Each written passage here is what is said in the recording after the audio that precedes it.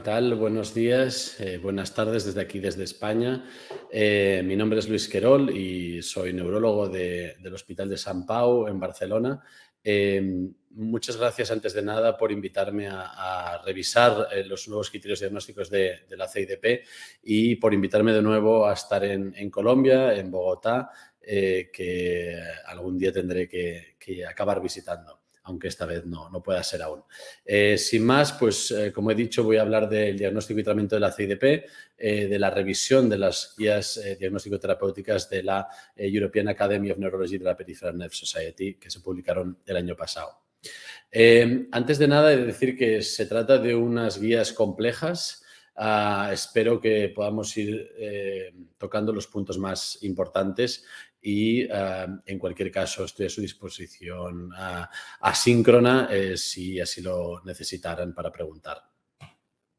Bien, lo que sabemos de las guías previas, que se hicieron por primera vez en 2006, se revisaron en 2010, es que fueron en realidad muy útiles, ampliamente utilizadas en todos los aspectos, tanto en la clínica como en la investigación, digamos, de medicamentos. De hecho, han sido aceptadas de forma global y han demostrado en diferentes estudios buena sensibilidad y especificidad. Sin embargo, en estos 10, 11 años hasta que se han revisado las guías, hemos visto que el diagnóstico de la CIDP sigue realizándose de una forma poco precisa en muchos sectores. Hay estudios que hablan de hasta un 50% de errores diagnósticos y estos errores vienen sobre todo por varios motivos, 4 fundamentales. El primero es por un error en la interpretación de los datos electrofisiológicos. Luego hablaremos de ellos. Es generalmente sobreinterpretación de velocidades de conducción lentas. También porque hay gente que directamente no cumple las guías o las interpreta de forma laxa en función de su intuición y eso evidentemente conlleva inespecificidad y errores diagnósticos al final y sobretratamiento. Es verdad que hay un porcentaje de pacientes que pueden cumplir criterios diagnósticos de CIDP a pesar de que no tengan una CIDP y esto hemos de ser conscientes también de ello. Algunas enfermedades son muy características en este sentido. Y finalmente hemos de tener claro, y por eso también las guías se han revisado, que la CIDP ha comenzado a subdividirse en diferentes enfermedades y hemos de tener claro esto, que es CIDP es un síndrome, es un término para intentar englobar distintas enfermedades que tienen fisiopatologías diversas y hemos de ser estrictos en la aplicación de los criterios. Bien, como he dicho, los errores diagnósticos son frecuentes y lo que sí sabemos es que los pacientes que se han diagnosticado de forma errónea, la mayor parte de las veces no cumplen los criterios diagnósticos de las guías previas y generalmente esto sucede sobre todo, o al menos en las series publicadas por los estadounidenses, sobre todo sucede en las formas atípicas, en las variantes que se llamaban en las anteriores guías atípicas. Por tanto, la prioridad número 1 de la revisión de las guías era prestar más atención en la definición concreta de las variantes de CIDP, porque no había tanto problema en las variantes más clásicas o típicas y sí en las variantes atípicas a aquel momento. Bien, solo por recordar un poco, la CIDP ya sabemos que es un síndrome y es un síndrome raro.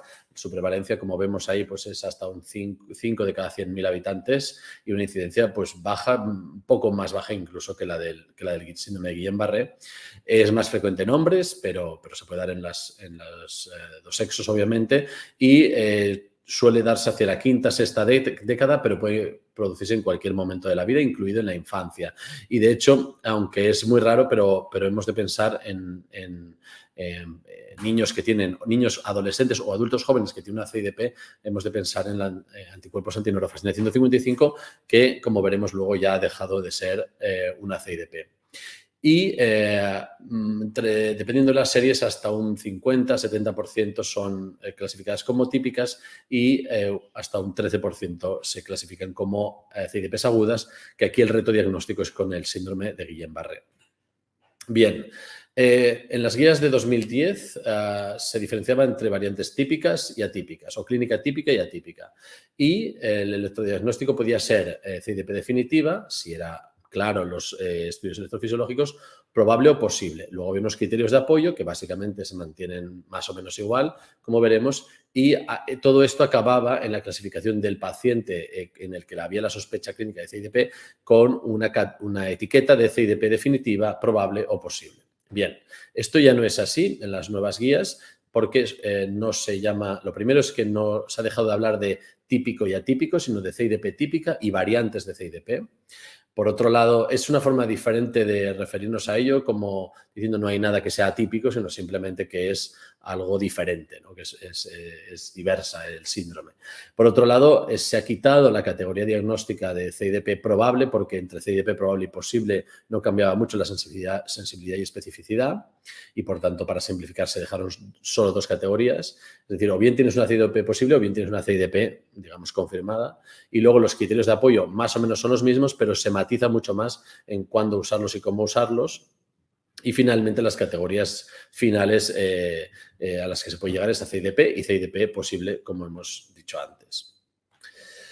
Bien, la más frecuente y la más característica es la CIDP típica o clásica, en la cual tenemos debilidad muscular, proximal y distal, miembros inferiores y superiores, junto a afectación sensitiva y que progresa de forma recurrente o progresiva y que tiene que estar en al menos 2 miembros. Esta es la definición clínica.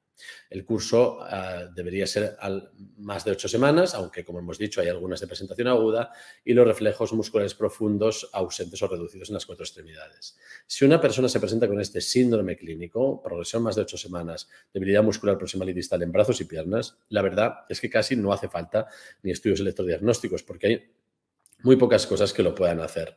Sin embargo, pues evidentemente los estudios complementarios nos ayudan a acabar de definir. Y luego tenemos, como hemos dicho, las variantes. En el 2010 hablábamos de variantes atípicas y estas variantes eran las variantes simétricas, variante distal o también llamada DATS, variante sensitiva y variante motora, y luego variantes asimétricas, lo que se venía a englobar en el síndrome MAD-SAM o Lewis-Sumner, que son variantes focales o multifocales. Esto, como hemos dicho, no es exactamente así ahora, sino que ya no se llaman atípicas, sino que son variantes de CIDP, todas ellas, y tenemos, eso sí, CIDP distal, sensitiva, motora, multifocal y focal. Cada una con sus características lógicas, pues la distal, en vez de tener debilidad proximal y distal, pues tiene debilidad de predominio distal. La CIDP sensitiva, como su nombre indica, es puramente sensitiva, la motora puramente motora. La CIDP multifocal se presenta, digamos, de forma bilateral, pero en un patrón asimétrico, y la CIDP focal es aquella que está, en teoría, restringida a un único miembro, la debilidad y la pérdida de sensibilidad. Y luego, además de estas variantes de CIDP, que son propiamente CIDP, se habla en las guías de las variantes asociadas a autoanticuerpos y de otras cosas que se parecen a la CIDP, pero que no son CIDP. Y la guía las revisa también como parte del diagnóstico diferencial y parte del estudio, pero ya no podrán ser consideradas más como CIDP. Bien. Digamos, la piedra angular sobre la que se basa la confirmación diagnóstica es y sigue siendo, o era y sigue siendo, el electrodiagnóstico, la electrofisiología, y como hemos dicho antes, se reducen los niveles de certeza diagnóstico de 3 a 2, porque no cambiaba mucho entre tener 3 y tener 2, y así se simplifica. Se desaconseja el uso de CIDP definitiva porque no hay un gol estándar y simplemente se dice CIDP o CIDP confirmada, pero no puede haber definitivo. Y el grupo de trabajo decidió que no era necesario la realización de estudios de conducción, que era necesaria la realización de estudios de conducción sensitiva para definir la certeza diagnóstica de la CIDP. Y esto sobre todo es porque dentro de los errores diagnósticos se incluían cosas que en realidad eran motoras puras, como por ejemplo incluso pacientes con esclerosis lateral o neuropatía motora multifocal, y por tanto la adición de los criterios sensitivos no como soporte sino como dentro del core, pues digamos, asumió que podía ser de utilidad. Bien, los criterios electrofisiológicos no cambian mucho, esencialmente son idénticos, salvo que se ha añadido la duración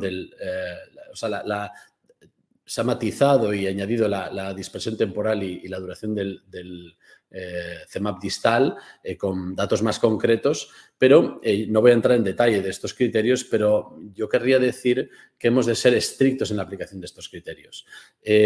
Una reducción de la velocidad de conducción de 30% por debajo del límite inferior de la normalidad en un nervio, pongamos, por ejemplo, que la velocidad normal es 40 o 42, según los valores que cada laboratorio tenga, pues quiere decir que más o menos tenemos que estar hablando de velocidades por debajo de 30 o de 30. Porque muchas veces los errores diagnósticos sobre todo vienen por definir como desmielinizante una velocidad que a lo mejor es de 35, que sí que está por debajo del límite inferior de la normalidad, pero que en realidad no cumple el criterio que se le exige. Lo mismo valdría decir de las latencias, lo mismo de los bloqueos de la conducción. Tienen que cumplir el criterio tal y como está definido, porque son los que se han evaluado formalmente. Si se cumplen estos criterios de arriba del punto número 1 en 2 nervios, pues podemos hablar de lo que antes era definitiva y que ahora ya no es definitiva, sino CIDP, y en su momento se consideraba probable la presencia de un único criterio electrodiagnóstico, o sea, un criterio en un nervio y no en 2, o que el bloqueo de la conducción, si hay un bloqueo de la conducción, en vez de una caída del 50%, que es lo que debería ser el bloqueo definitivo, fuera del 30%. Ahora mismo, como hemos dicho, esto ha cambiado. Antes, digamos que era más complejo o había más categorías diagnósticas probables. En las guías actuales puede ser CIDP o CIDP posible. En la CIDP tiene que haber al menos uno de los 6 criterios en los 2 nervios, como he dicho antes, y si uno de esos criterios es el bloqueo de conducción, debe ser al 50%. En la CIDP posible tiene que haber al menos uno de los 6 criterios en un nervio o, si es el bloqueo de la conducción, que sea el 30%. Pero, esencialmente, los valores que se manejan, reducción del 30% de la velocidad, o el alargamiento del 50% de la latencia, la prolongación de las ondas es el 20%, etcétera, siguen manteniéndose de forma igual a los criterios de 2010. Bien, cada variante tiene una diferente aplicación de estos criterios electrofisiológicos para que se pueda matizar. Lo que he dicho antes es sobre todo para la CIDP antes llamada típica y básicamente es que se cumplan esos criterios en los 2 nervios en el contexto clínico apropiado, ¿vale? O sea, el primer requisito es que sea el contexto clínico, la debilidad proximal y distal, etc. Y si solo se cumple en un nervio, podemos llamarlo CIDP posible.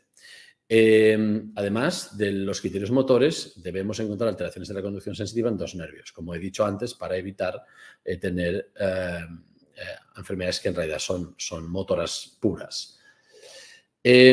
Si vamos a la CIDP distal, que es la fuente más grande de errores diagnósticos en las guías, en las series publicadas, los criterios se tienen que cumplir para que podamos hablar de CIDP distal completa.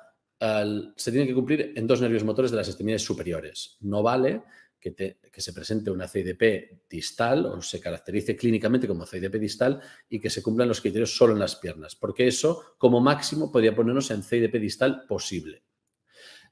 O si se cumple en un solo nervio de las extremidades superiores.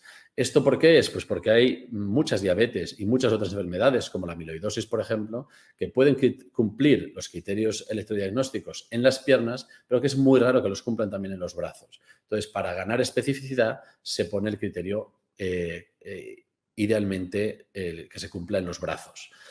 Además, las amplitudes para ser evaluables, esos nervios han de ser de al menos 1 milivoltio. Y de nuevo, como en el otro caso, pues ha de haber una alteración de la conducción sensitiva en al menos 2 nervios. Si vamos a las variantes focales o multifocales, de nuevo lo mismo, el criterio, el trigger, digamos, que habilite a la aplicación de los criterios electrofisiológicos es que se cumpla la variante clínica. En el caso de una CIDP multifocal, que haya una debilidad proximal y distal en 2 miembros, aunque sea asimétrica, y en la CIDP focal en 1 miembro, pero en más de un nervio. Si eso es así, podemos entonces aplicar los criterios que hemos visto antes y en el caso de la CIDP multifocal pueden ser en 2 nervios de más de un miembro. En el caso de la CIDP focal, o para poder decir CIDP focal, tienen que ser 2 nervios de un solo miembro. Y si esto no se cumple así, pues porque se cumplen solo los criterios en un nervio de un miembro, hablamos de CIDP focal o multifocal posibles. Y de nuevo el criterio de las alteraciones en las conducciones sensitivas. Pasamos en las variantes clínicas puras y aquí es donde es quizá más difícil de distinguir a veces con otras enfermedades, además de la distal. La CIDP motora, la verdad es que se ha de decir que es rarísima, pero es verdad que existe un grupo de pacientes que tienen o bien exclusivamente síntomas motores o bien muy predominantemente síntomas motores y que son simétricos, que son bilaterales, que son proximales y distales y por tanto no se parecerían a una neuropatía motora multifocal, que sería el principal diagnóstico diferencial, o el Guillain-Barré. De nuevo, los criterios se cumplen como en la variante típica, pero en este caso las alteraciones sensitivas deberían ser, o sea, las conducciones sensitivas deberían ser normales. La CIDP motora posible es que se cumplen los criterios, pero solo en un nervio, como el resto de CIDPs, y lo que se ha venido llamando CIDP motora predominante para no dejar pacientes en el limbo es aquella que tiene CIDP motora o que cumple criterios de CIDP motora, pero que tiene alteraciones sensitivas electrofisiológicas en al menos 2 nervios. Y finalmente, la CIDP sensitiva, que era otro de las fuentes de error más habituales, en una CIDP sensitiva nunca se puede alcanzar digamos, el estado de CIDP, el estado de CIDP definitiva. Siempre hay una sombra de duda, porque es al no haber conducciones motoras alteradas, o al menos no por definición, pues no podemos acabar de confirmar el diagnóstico. Por tanto, la máxima certeza diagnóstica es CIDP sensitiva. Y en este caso, los criterios de conducción sensitiva, que es que haya un patrón de sural sparing, es decir, que haya el sural esté menos afecto que el mediano, o que haya alteración de las velocidades de conducción en al menos 2 nervios sensitivos. Y luego hay esta variante que viene a ser un poco la equivalente a la predominantemente motora, que es la CIDP predominantemente sensitiva, que es en la que sí que hay algún criterio motor en los nervios, pero que clínicamente es fundamental o exclusivamente sensitiva. Y si solo se cumple un criterio, pues posible CIDP sensitiva predominante. Bien, además de los criterios electrofisiológicos hay unos criterios de apoyo, que son la punción lumbar, la resonancia, la ecografía, la biopsia, etc. En aquel momento se recomendaba hacer hasta donde se pudiera todos estos estudios. Ahora mismo el grupo solo sugiere que los criterios se utilicen para pasar de CIDP posible a CIDP. Es decir, si un paciente cumple criterios definitivos, digamos, de CIDP, en teoría no haría falta hacer los criterios de apoyo. Mi recomendación es que siempre viene bien tener una punción lumbar, siempre viene bien tener, si se puede o si se tiene acceso a la respuesta terapéutica como un criterio de soporte, porque, bien, la electrofisiología no es perfecta. Y como hemos dicho antes, los criterios sensitivos que antes estaban como criterio de apoyo ahora forman parte del core de la electrodiagnóstico. Otro de los temas más importantes es que un criterio de apoyo es la respuesta objetiva al tratamiento. Eso ya estaba antes en las guías previas, pero ahora se define bien qué quiere decir respuesta objetiva. La respuesta objetiva requiere de al menos la mejoría en al menos una escala de discapacidad y una de invalidez, que ahora veremos qué quiere decir eso. Evidentemente, no mejorar no quiere decir no tener CIDP, porque hay CIDPs que son resistentes y obviamente tener una respuesta positiva no necesariamente se especifica de CIDP porque hay otras cosas que mejoran con inmunoglobulinas y algunas forman parte del diagnóstico diferencial, pues un Guillain-Barré, por ejemplo, una motora multifocal. Así que hemos de ser conscientes de que responder las inmunoglobulinas no necesariamente es solo la CIDP y hay que ser conscientes de estos. Entonces, como hemos dicho, para poder definir que un paciente responde objetivamente y, por tanto, poder usar eso como un criterio de soporte, hemos de pasar escalas. Aquí hay algunas, pues el IRODS, el INCAT o el MRC, el SAM-Score, la escala sensitiva del INCAT, el Neuropathy Impairment Score o el vigorímetro o cualquier otra fuerza de prensión que esté validada. Y hay unos valores que, aunque no han sido validados completamente en los digamos, en cohortes clínicas, sí que se usan en los ensayos clínicos y podríamos considerar emplearlas también aquí. Cambiar 4 puntos porcentuales en el IRODS, 1 punto en el INCAT, 2 puntos en el MISS o de 2 a 4 puntos según las publicaciones en el MRC SAM-Score. Como hemos dicho antes, no es necesario hacer una punción lumbar si ya se cumplen los criterios electrofisiológicos cuando hablemos del MG, pero debemos considerarlo sobre todo para excluir otras cosas o en aquellos pacientes que cumplen criterios de CIDP posible y queremos acabar de confirmar en casos de aparición aguda o subaguda porque si tiene proteínas muy altas, podría ayudarnos a definir una nodopatía, o cuando una neoplasia o una infección forman parte del diagnóstico diferencial, obviamente.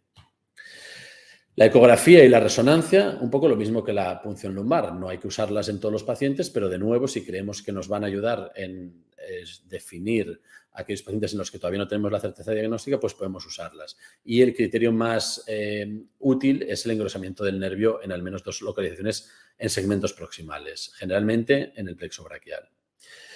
Un poco de la misma forma sería para la resonancia magnética, aunque últimamente se está viendo que tiene menos valor que el ultrasound y además es menos accesible, pero de nuevo sería lo mismo, sería el engrosamiento de raíces o plexos lo que deberíamos fijarnos para usar este criterio como criterio de apoyo adicional en aquellos pacientes en los que no tengamos claro que hay una CIDP clara electrofisiológicamente.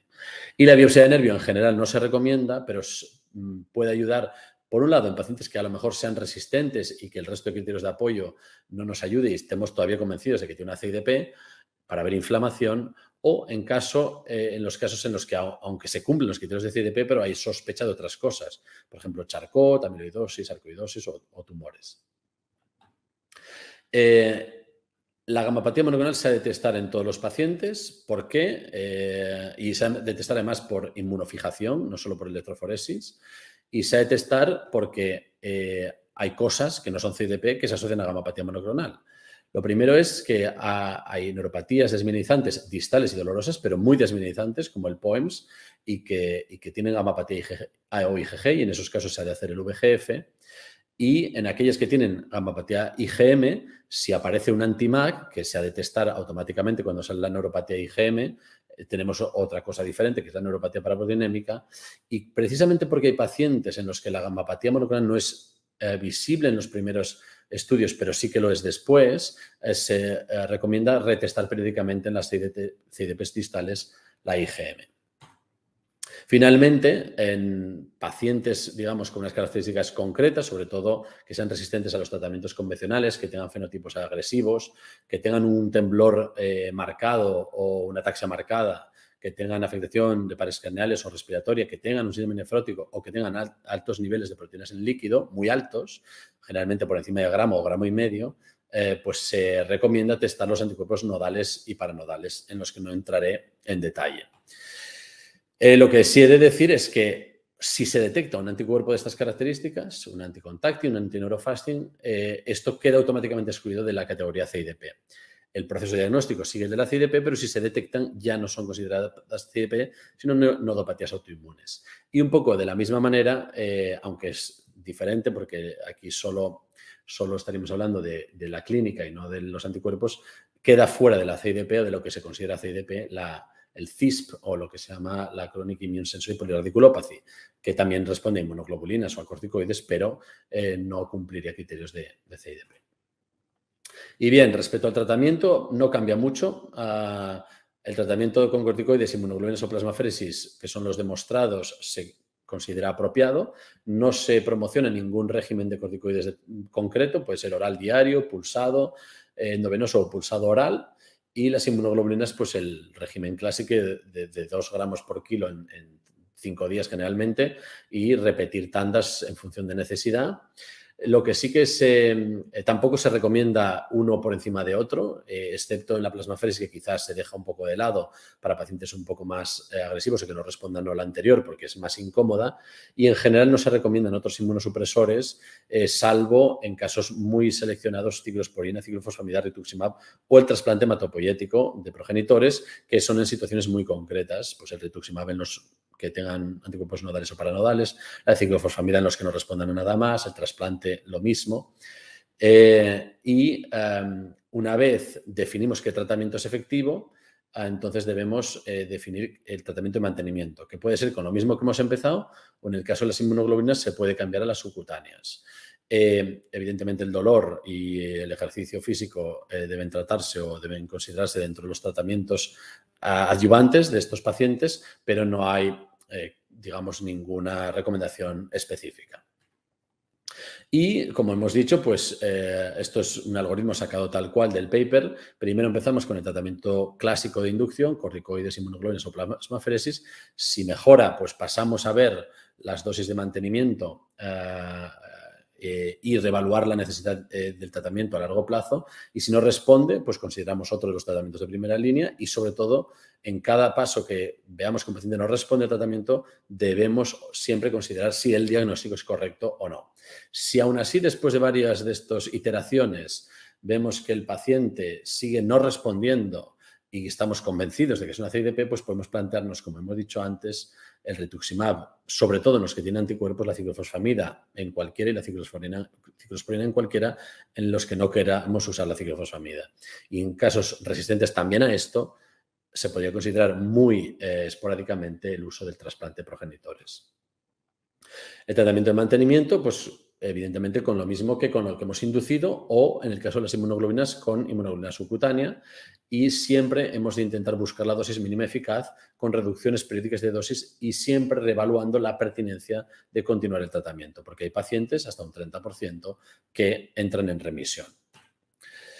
Por tanto, con todo esto, la segunda revisión de las guías de la European Academy y de la PNS proporciona mayor detalle diagnóstico y una guía más concreta, sobre todo para las variantes. El diagnóstico de CIDP sigue siendo difícil y no tiene gold standard de referencia, y además los criterios se han complicado más. Luego diré una nota al respecto. La adhesión estricta a los criterios es necesaria para evitar errores diagnósticos y esto nos tenemos que convencer.